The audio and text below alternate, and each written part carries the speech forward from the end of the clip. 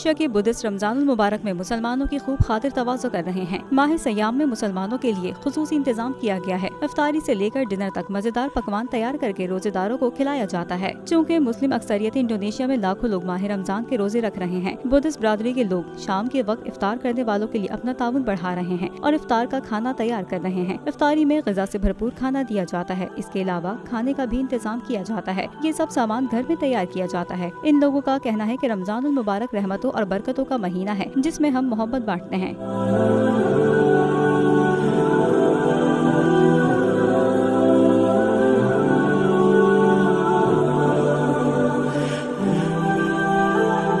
तो नजर आ रहा है सामने लिखा हुआ है जुल्म मिटने के लिए। दो चीजों से मिटेगा भाई।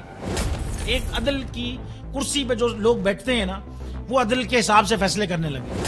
दूसरा, कौम निकल खड़ी उस जुल्म के खिलाफ, तो जुल्म खत्म हो जाएगा। या इन दोनों में से कोई एक चीज हो जाए या दोनों हो जाए। अगर 420 का मुकदमा था, उस वक्त अदलिया में जो लोग बैठे हुए केस देख रहे थे, वो पूछते ना यार चीट हुआ कौन है। जब उनको दिखता कोई चीट नहीं, वो केस खत्म कर देते। तो जालिम जुल्म कर ही नहीं पाता। 9 जजेस ने नोट बिफोर किया मेरे केस को यार, 1.5 साल चला। शख्सी जमानत का केस, सेम केस इस्लामाबाद में कर दिया। एक ही इल्जाम पे 2 केस हो नहीं सकते भाई। मतलब 60 दिन का वक्त होता है। 102 दिन के बाद मैं जीत गया, केस बरी हो गया।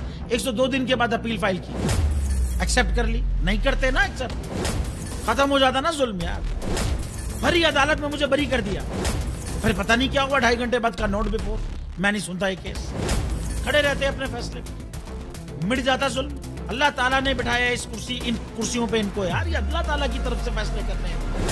तो या तो ये फैसले आएंगे, जुल्म मिट जाएगा, या कौम खड़ी हो जाएगी जुल्म के खिलाफ।